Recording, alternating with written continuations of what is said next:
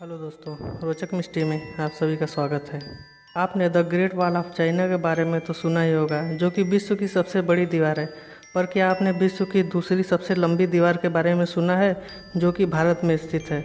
यह है राजस्थान के राजसमंद जिले में स्थित कुंभलगढ़ फोर्ट की दीवार, जो कि 36 किलोमीटर लंबी है और 15 फीट चौड़ी है। इस फोर्ट का निर्माण महाराणा कुंभ ने करवाया था।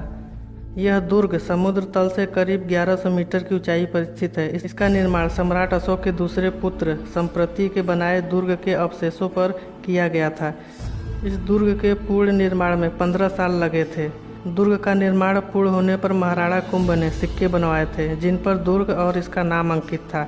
दुर्ग कई घाटियों व पहाड़ियों से मिलकर बनाया गया है, जिससे यह प्राकृतिक सुरक्षात्मक आधार पाकर अजय रहा। इस दुर्ग में ऊंचे स्थानों पर महल, मंदिर व आवासीय इमारतें बनाई गई और समतल भूमि का उपयोग कृषि कार्य के लिए किया गया।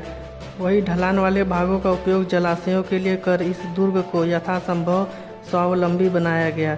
इस दुर्ग के अंदर 360 से ज़्यादा मंदिर है, जिसमें से 300 प्राचीन जैन मंदिर तथा बाकी हिंदू मंदिर हैं। इस दुर्ग के भीतर एक और गढ़ है, जिसे कटारगढ़ के नाम से जाना जाता है। यह गढ़ 7 विशाल द्वारों व समुद्र प्राचीरों से सुरक्षित है। इस गढ़ के शीर्ष भाग में बादल महल व कुंभल महल सबसे ऊपर है। महाराणा प्रताप की जन्मस्थली कुंभलगढ़ एक तरह से मेवाड़ की संकटकालीन राजधानी रही है। महाराणा कुंभा से लेकर महाराणा राज सिंह के समय तक मेवाड़ पर हुए आक्रमणों के समय राज परिवार इसी दुर्ग में रहा। यहाँ पर पृथ्वीराज और महाराणा सांगा का बचपन बीता था।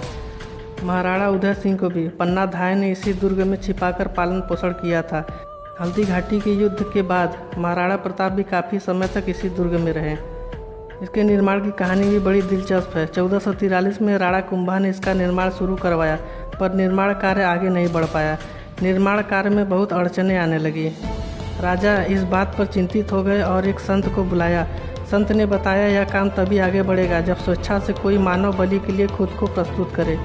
राजा इस बात से चिंतित होकर सोचने लगे कि आखिर कौन इसके लिए आगे आएगा। तभी संत ने कहा कि वह खुद बलिदान देने के लिए तैयार है और इसके लिए राजा से आज्ञा मांगी। संत ने कहा कि उसे पहाड़ी पर चलने दिया जाए और जहाँ वह रुके वहीं उसे मार दिया जाए और वहाँ एक देवी का मंदिर बनाया जाए। ठीक ऐसा ही हुआ और 36 किलोमीटर चलने के बाद रुक गए और उसका सिर धड़ से अलग कर दिया गया। जहाँ पर उसका सिर गिरा वहाँ मुख्य द्वार हनुमान पोल और जहाँ पर उनका शरीर गिरा वहाँ दूसरा मुख्य द्वार है।